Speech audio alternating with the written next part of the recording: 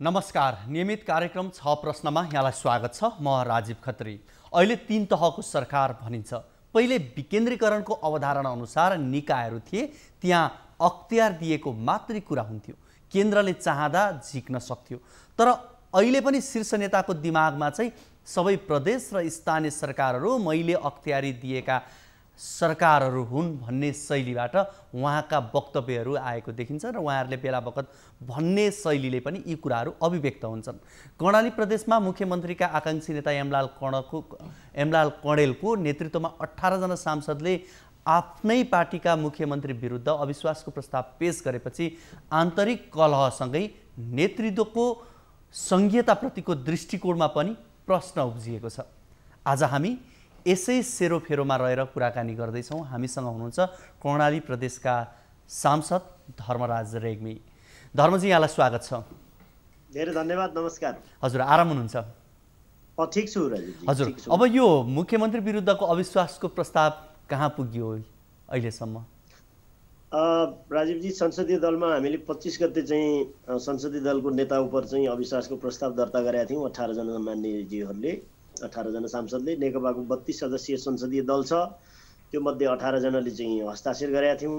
त्यसमा केही राजनीतिक घटनाक्रमहरू भए, त्यसपछि चाहिँ नेकपाभित्रको केन्द्रीय जुन चाहिँ अहिलेको संरचना छ त्यो भनेको चाहिँ एउटा पार्टी, दुईटा पूर्व पार्टी, त्यसपछि 4-5 वटा चाहिँ उप पार्टीहरू जे छ, त्यसले केही साथीहरूलाई चाहिँ त्यसले चाहिँ एक हदसम्म प्रभाव पनि पार्यो र चाहिँ मुख्यमन्त्रीजीको तर्फबाट दलको सचेतक लगायतको परिवर्तनको कुरा पनि भयो। प्रमुख सचेतक लगायतको ती राजनीतिक घटनाक्रमहरू चल्दै गर्दा केन्द्र पार्टीले चाहिँ पत्र पठाएर पार्टीका अध्यक्षद्वय केपी शर्मा ओली र पुष्पकमल दाहाल प्रचण्डको हस्ताक्षरको पत्र पठाएर वार्ता संवाद र सहजीकरण गर्न काठमाडौँमा चाहिँ 29 गते पार्टीका केही नेताहरूलाई, संसदीय दलका केही नेताहरूलाई आमन्त्रण थियो।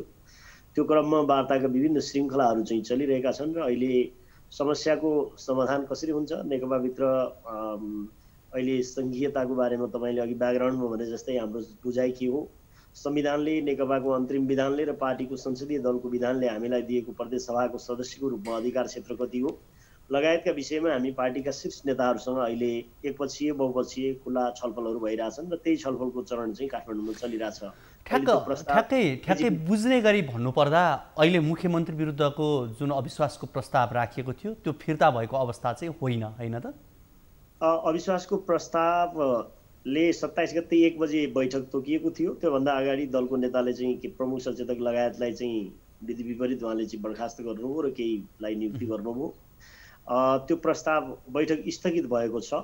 केन्द्रीय कार्यालयको पत्रको आधारमा चाहिँ काठमाडौँमा छलफल छ। हाललाई यी कामहरू जे भइरहेका छन् त्यसलाई यथास्थितिमा राख्नु र 29 गते काठमाडौँमा सम्पर्कमा आउनु भनेर केन्द्रीय कार्यालयले चाहिँ अदालतले दिने अन्तरिम आदेश जस्तो अन्तरिम आदेश म्याद तोकेर दिएको थियो। त्यही सिलसिलामा नेताहरू काठमाडौँमा आउनाले त्यो प्रस्ताव अहिले पनि संसदीय दलमा एज इट इज छ, त्यहाँ त्यही रूपमा छ, एक्जिस्ट छ। हामी यहाँले भने जस्तै हामी विशेष गरी शीर्ष नेताहरूको अभिव्यक्ति र सङ्घीयता, त्यसमा प्रदेशका कुराहरू र सङ्घीयता अझै पनि कार्यान्वयन भए नभएका कुरा हामी केही समयपछि फेरि यसलाई जोड्छौँ। तर यति बेला चाहिँ म यहाँसँग विशेष गरी मुख्यमन्त्री विरुद्ध हस्ताक्षर गर्नेमा तत्कालीन माओवादीका 3 जना मध्ये तपाईँ एक। अहिलेको अवस्थामा अविश्वासको प्रस्ताव ल्याउनु पर्ने कारणहरू तपाईँले व्याख्या गर्न सक्नु भएन कि काहीँ कतै भन्ने कुराहरू पनि यताकता सुनिन्छ। कारण के थियो ठ्याक्कै भनिदिनुहोस् न। हामीले निकै मजाले भनेका छौँ, त्यसको लामो व्याख्या हामीले प्रस्तावमा नगरौँ भनेर लामो व्याख्या गरेनौँ। तर दलमा हामीले निकै मजाले चाहिँ त्यसको छलफल, त्यसका तर्कहरू पार्टी नेताहरूलाई हामीले क्याटेगोरिकल्ली राखेका छौँ। त्यो भनेको पछिल्ला 3टा आर्थिक वर्ष र सुरुको आर्थिक वर्षको 1 चौमासिकको बजेट हामीले चाहिँ सुरुमा 1 चौमासिकको बजेट र चाहिँ पछिल्ला 3टा आर्थिक वर्षका नियमित बजेटहरूका सन्दर्भमा प्रदेश सरकारले बजेट र योजनाहरूको छनौट, बजेटहरूको विनियोजन का बारेमा व्यापक प्रश्नहरू छन्।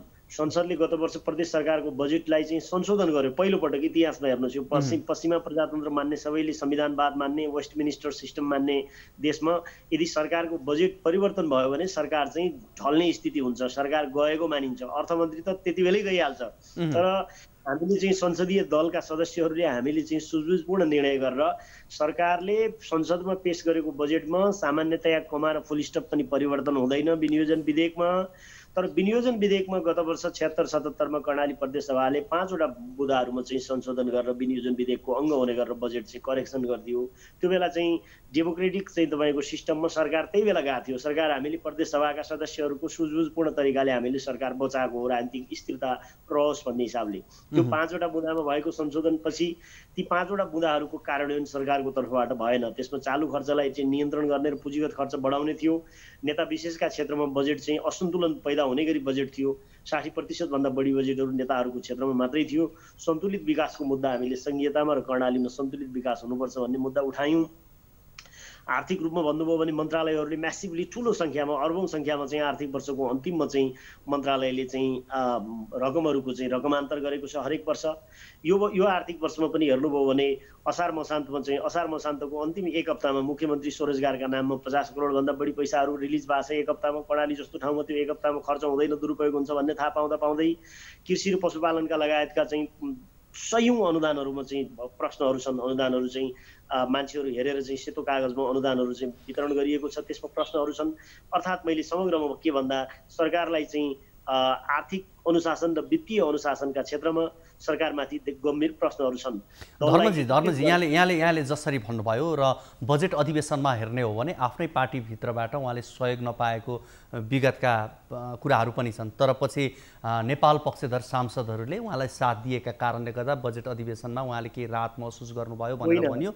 र त्यस पछाडि अहिलेसम्म आउँदा तपाईँले जुन विषयवस्तु जुन किसिमका मुख्यमन्त्रीका कमी कमजोरी औँल्याउँदै गर्दा त फेरि नेपाल पक्षधर सांसदहरू चाहिँ कहीँ कतै सत्ता समीकरणकै कुरामा गएर जोडिएपछि यो तपाईँहरूको यो अविश्वासको प्रस्ताव चाहिँ धरापमा पर्यो भने जस्तो पनि देखियो नि। फेरि होइन, अविश्वासको प्रस्ताव पास हुने अथवा धरापमा पर्ने भनेको अविश्वासको प्रस्तावमाथि छलफल होला, दलका सदस्यहरूलाई दलका नेताले कन्भिन्स गरेपछि त्यो प्रस्ताव चाहिँ डिफ्युज पनि होला, त्यो पनि ठुलो विषय भएन। तर संसदीय दलमा 32 सदस्यीय संसदीय दलमा 18 जना सदस्यहरूले हस्ताक्षर गरेर पत्रकार सम्मेलन गरेर आफ्ना धारणाहरू सबै सशरीर पत्रकार सम्मेलनमा उपस्थित भएर आफ्ना धारणाहरू राखिसकेपछि नेकपाको कर्णाली प्रदेशभित्रको अन्तर्विरोध र समस्या जे थियो सरकारको नेतृत्व गर्ने नेताको रूपमा यो नैतिक जिम्मेवारी तपाईँले लिनुपर्छ भनेर हामीले दलको नेतालाई जे भनिराखेका थियौँ। आज तपाईँले एक हप्तासम्म त यो एक हप्ता 7-8 दिनको छलफलबाट त के बुझ्नु पर्यो भने यति गम्भीर खालको समस्या रहेछ, नेकपाको चाहिँ शीर्ष नेतृत्वसँग यसमा आम्ने सामने छलफल भइरहेछ। त्यसो भए प्रस्ताव चाहिँ अङ्कमा तलमाथि पार्नु अथवा चाहिँ कसैलाई चाहिँ मन्त्री दिने अफर भयो। तपाईँले अघि नेपाल पछि भनेर कोटेश्वरतिर जे सङ्केत गर्नुभयो, 3 जना साथीहरूलाई त उहाँले मन्त्री दिने भन्नुभयो, 1 जनालाई त चाहिँ सचेतक दिने चाहिँ तपाईँको सचेतकको नियुक्ति नै गरिहाल्नु, 3 जनालाई त दलको नेताले मन्त्री दिने भन्नुभयो। के यो मुद्दा र मन्त्रीको विषय थियो त? के अरे मुद्दा मूल मुद्दाको विषय हो कि मन्त्रीको विषय हो भन्नुभयो भने तपाईँले दलमा 18 जना मान्छेहरूले हस्ताक्षर गरेका छन्, 18लाई मन्त्री दिन सक्नुहुन्छ? सम्भव छ यो? सम्भव छैन। मन्त्री दिने भनेको त 7 जना मान्छेहरूलाई मात्रै हो। सबै सांसदलाई मन्त्री बनाउने न हामीले प्रतिबद्धता गरेका छौँ न मुख्यमन्त्रीजीले सक्नुहुन्छ। त्यसो हुँदा मैले तपाईँलाई गर्ने अनुरोध के हो भने प्रस्तावको पक्ष र विपक्षमा मत हुन सक्छ, प्रस्ताव पास हुन सक्छ, फेल हुन सक्छ, पार्टीभित्रको आन्तरिक विषय हो यो छलफलको विषय। दल नेकपाको संसदीय दल भनेको पनि पार्टी कमिटी हो। तर मुख्यमन्त्रीजीको बारेमा र संसदीय दलको नेताको बारेमा आफ्नै संसदीय दलका बहुमत सदस्यहरूले हस्ताक्षर गरेर तपाईँप्रति विश्वास छैन भन्नुभयो भने हामीले यो कति नैतिक प्रश्न हो, कति राजनीतिक प्रश्न हो भन्ने कुरा नेतृत्व गर्ने साथीहरूले मुख्यमन्त्रीबाट हटाउने नै गरी अविश्वासको प्रस्ताव लानुभन्दा अघि कमजोरीको सुधार गर्नुपर्ने कुरामा एजेन्डा बनाउने कुरा पनि त हुन सक्थ्यो होला। यो यहाँले प्रयास गर्नुभएको थियो कि थिएन कि? यो हामीले चाहिँ नेकपाका शीर्ष नेताहरूसँग यो बारेमा छलफल भएको छ पटक पटक। गत वर्ष अध्यक्ष हाम्रो कार्यकारी अध्यक्ष पुष्पकमल दाहाल प्रचण्ड चाहिँ सुर्खेतको कार्यक्रममा जाँदा उहाँसँग हाम्रा संसदीय दलका सांसदहरूले छुट्टै छलफल गरेर, मन्त्रीहरूलाई नराखेर सांसदहरूले छुट्टै छलफल गरेर कर्णालीको स्थिति यो र यो स्थिति काबु बाहिर जाँदैछ भनेर चाहिँ हामीले त्यो बेला भनेका छौँ। पार्टीका शीर्ष नेताहरूलाई पटक पटक सामूहिक रूपमा र व्यक्तिगत रूपमा यो विषय राखेका छौँ। दलमा हप्तौँ बैठकहरू चल्छ, दलमा हप्तौँ बैठक हुँदाखेरि दलमा राखेका छौँ। अस्ति बजेटको सन्दर्भमा पनि दलमा अकर्मण नेताको स्थिति भएर मुख्यमन्त्रीजीले दलको बैठक चाहिँ तुरुन्तै टुङ्गाइदिनु हो। हामीले बडो जिम्मेवारीपूर्वक कोभिडको स्थिति छ, कोरोनाले कर्णाली प्रदेश आक्रान्त भएको स्थितिमा हामीले चाहिँ बजेट पास गर्नुपर्छ भनेर बजेटमा हेर्नुहोस् के थियो। यो वर्षको बजेटमा पनि विनियोजन विधेयक र चाहिँ बजेटको रातो पुस्तिका हामी जे भन्छौँ त्यसमा चाहिँ 1 अर्ब 20 करोड रुपियाँको त बजेटै फरक छ। हेर्नुहोस् अङ्क 1 रुपियाँ बजेटमा फरक हुनु हुँदैन, 1 अर्ब 20 करोड रुपियाँको बजेट फरक छ। गत वर्ष त उहाँले चाहिँ बजेट पेश गर्दा अर्थमन्त्रीजीले चाहिँ अघिल्लो वर्षको आर्थिक तथ्याङ्कहरू र चाहिँ डकुमेन्टहरू, अघिल्लो वर्षको डकुमेन्टहरू पेश गर्नुभयो। अझ योभन्दा लज्जाजनक र योभन्दा चाहिँ तपाईँको चाहिँ अर्को सुहाउँदै नसुहाउने कुरा के छ तपाईँहरूले सुन्नुभयो भने तपाईँहरू पनि चकित पर्नुहुन्छ। सरकारको तर्फबाट आफै अर्थमन्त्रीजीले बजेट संशोधन गर्न संसदमा प्रस्ताव लिएर जानुभयो उहाँले आफै। हामीले भन्यौँ तपाईँले कुन दुनियाँमा कुनै सरकार छ जसले आफ्नो बजेट आफै संशोधन गर्न लिएर आउँछ संसदमा? त्यो हुँदा त चाहिँ तपाईँको सरकार गयो नि भनेर हामीले भन्यौँ। तर कर्णाली प्रदेशको सरकारलाई 5 वटा गौडामा चाहिँ तपाईँको पटक पटक सरकार चाहिँ असफल भयो र ती सबै मोर्चाहरूमा संसदीय दलको सदस्यहरूले चाहिँ काँध थापेर हामीले उहाँलाई लिएर आयौँ र अब स्थिति यस्तो भयो कि हामी काँध थाप्न नसक्ने अवस्थामा पुग्यौँ भनेर चाहिँ हामीले यो पटक चाहिँ तपाईँको धर्मजी अलिकति थोरै प्रसङ्ग बदलौँ। विशेष गरी यहाँ आफै पनि कानुनको विद्यार्थी पनि हुनुहुन्छ, जानकार हुनुहुन्छ र सङ्घ र प्रदेशको सम्बन्धमा र यस विषयमा प्रधानमन्त्रीले करिब करिब पाठै पढाएको भने जस्तो कुरा पनि पछिल्लो समय आयो। केन्द्रको एउटा युनिटको रूपमा मात्रै प्रदेश हुन्छ भनेर उहाँले अभिव्यक्ति राख्नुभयो भन्ने कुरा आउँदै गर्दा यसले के सङ्केत गर्छ? अझै पनि हाम्रा नेताहरू, शीर्ष नेताहरू चाहिँ यो केन्द्रीकृत मानसिकताबाट बाहिर जान नसकेकै हो? नेकपाको अहिलेको अवस्था तपाईँले चाहिँ सञ्चार माध्यमको साथीहरूले थाहा पाइराख्नु भएको छ। हामी भनिरहेछौँ स्थिति के भयो भन्नुहुन्छ भने मुलुक चाहिँ संहितामा प्रवेश गर्यो, संविधानले त्यो कुराको ग्यारेन्टी गर्यो, सङ्घीय र प्रदेश कानुन र स्थानीय कानुनहरू निर्माण सुरु भए, सङ्घ प्रदेश र स्थानीय तहले बजेटको एलोकेसन गर्न थाल्यो। तर प्रमुख सत्तारूढ दल नेकपा चाहिँ सङ्घीयकरणमा नगएर नेकपा चाहिँ एकात्मक र केन्द्रीकृत अवस्थामा फर्कियो।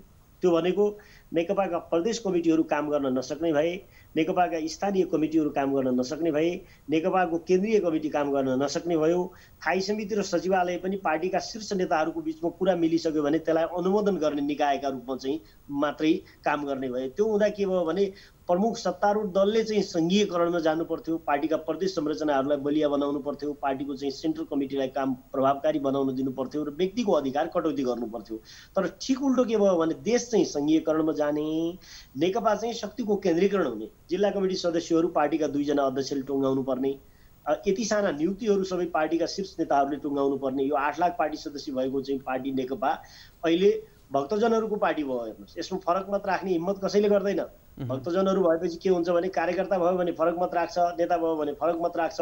भक्तजन भयो भने मन्दिरमा जाने, बालुवाटार, कोटेश्वर, खुमलटार लगायतका मन्दिरहरूमा जाने, प्रसाद खाने, नेताहरूको वरिपरि घुम्ने, यो भक्तजनहरूको पार्टी हो। त्यस कारणले संहिताको बारेमा जे दृष्टिकोणहरू नेताहरूको आइरहेको छ त्यो दुर्भाग्यपूर्ण दृष्टिकोण छ। संहिताको बारेमा नेताहरूले अपनाइरहेको अवधारणा जे छ त्यो मुलुकको संविधान विपरीत छ, अवधारणा जे छ त्यो चाहिँ सङ्घीयकरणको प्रक्रिया विपरीत छ।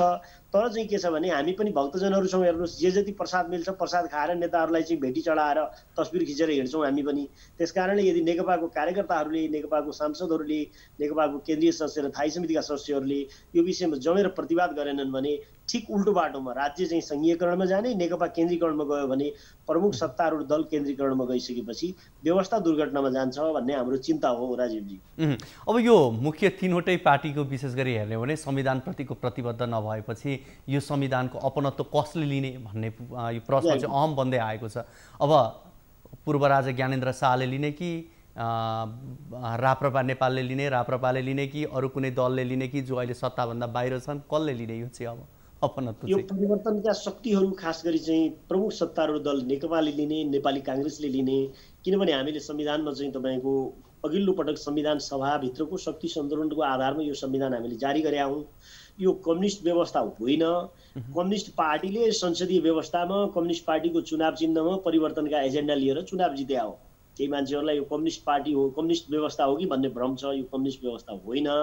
यो व्यवस्था हामीले सुधारिएको संसदीय व्यवस्था भनेका छौँ। खासमा यो चाहिँ ब्रिटिस मोडालिटीको वेस्टमिनिस्टर सिस्टममा आधारित व्यवस्था हो। त्यसो हो भने यो संसदीय व्यवस्थाभित्र हामी आइसकेपछि रुल अफ गेम मान्नुपर्छ, विधिको शासन मान्नुपर्छ, मुलुकको संविधानले दिएको चाहिँ अधिकारहरू मान्नुपर्छ। यो भित्र चाहिँ नेकपाको अन्तरिम विधान चाहिँ मुलुकको संविधानको अनुकूल छ र अनुकूल हुनुपर्छ।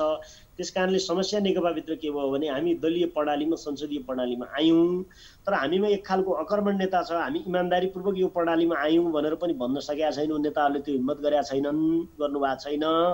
नेताहरूलाई के भ्रम छ र उहाँहरूले के नेताहरूले चाहिँ उहाँहरू त क्लियर हुनुहुन्छ, तर उहाँहरूले के भ्रम दिनुभएको छ भने हामी समाजवादमा पुग्दैछौँ भन्ने दिनुभएको छ।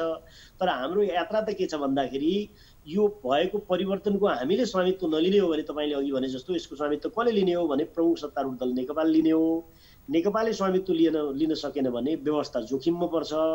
मैले अघि भने जस्तो चाहिँ देश संहितामा जाने, प्रमुख चाहिँ तपाईँको सत्तारूढ दल एकात्मक र केन्द्रीकरणतिर फर्क्यो भने हामी व्यवस्था दुर्घटनामा जान्छ। हाम्रा कारणले नेकपाले लिने नीतिहरूले चाहिँ राज्य व्यवस्था सञ्चालनमा प्रभाव पार्छ। त्यस कारणले नेकपामा लिने नीति पार्टी पद्धतिमा आधारित, मुलुकको संविधान र कानुनमा आधारित परिवर्तनको स्वामित्व लिने गरी गर्नुपर्छ। यो नलिएपछि कसले लिएला परिवर्तनको स्वामित्व भन्नुभयो भने त्यसो भयो भने त भोलि सडकबाट कुनै नयाँ शक्ति आउँछ। नयाँ शक्ति भनेको बाबुरामजीहरूको पार्टी होइन कि, कुनै नयाँ फोर्स आउँछ अथवा जनताले स्वतःस्फूर्त आन्दोलन गर्छन्। नेकपाका नेता कार्यकर्ताहरूले प्रश्न उठाउँछन्, जस्तो अहिले कर्णालीले हिम्मतसहित आफ्ना प्रश्नहरू नेतृत्व समक्ष राखेका छ कि सङ्घीय व्यवस्था हामीले यसै गरी चलाउने हो भनेर हामीले जबरजस्त रूपमा राखेका छौँ यो विषय। अब यो एउटा बहसको आरम्भ हुन्छ राजीवजी। सञ्चार माध्यममा यो बहस हुन जरुरी छ, एकाडेमिसियनहरूले यो बहस गर्न जरुरी छ। के छ भन्दाखेरि यो व्यवस्थाको स्वामित्व कसले लिने भन्यो भने यो व्यवस्थाको स्वामित्व हामीले लिने हो। हामीले लिने हो भने हाम्रो ओरिएन्टेसन व्यवस्थाको अनुकूल हुनु पर्यो। अहिले देखिएका दृश्यहरू व्यवस्थाको प्रतिकूल छन् र जो दुर्भाग्यपूर्ण छ।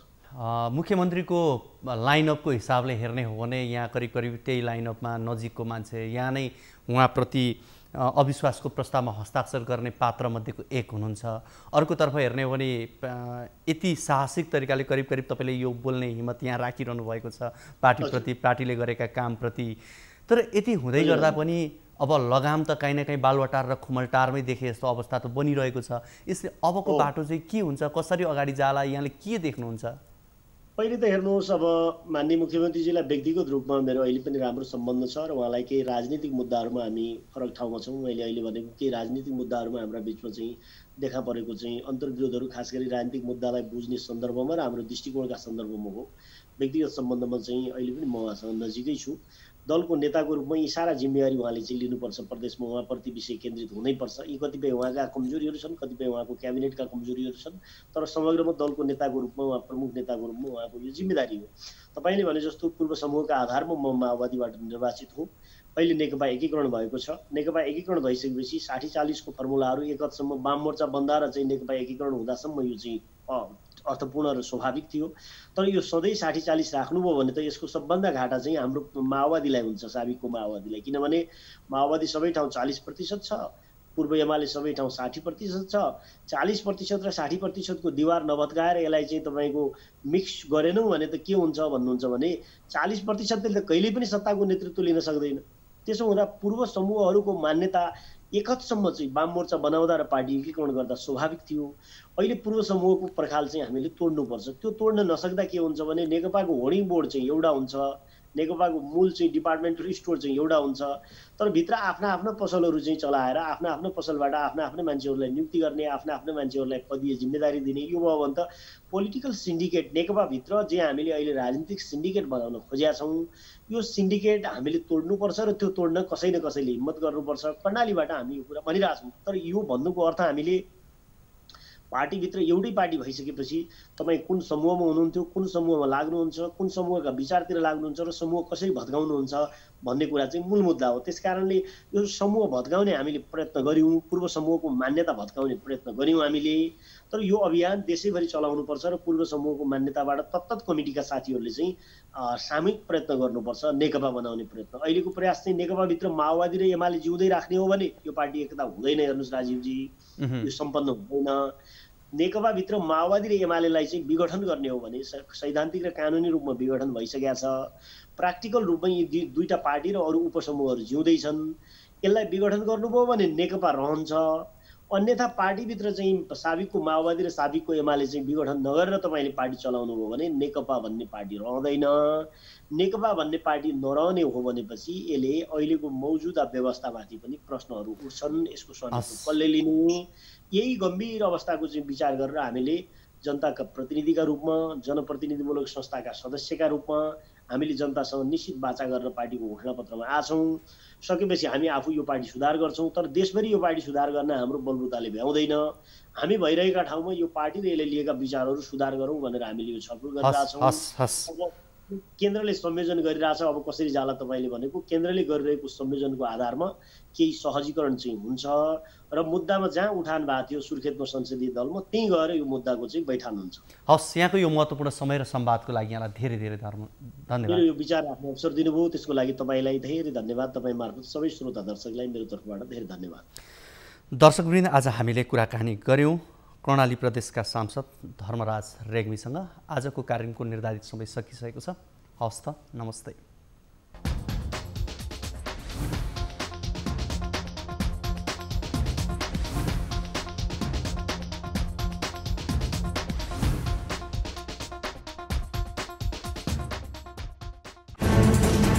कोरोनाले सृजना गरेको सङ्कटमा पल पलका न्युज अपडेट र हर क्षेत्रको कभरेजका लागि News 24 नेपाल युट्युब च्यानललाई सब्स्क्राइब गर्नुहोला।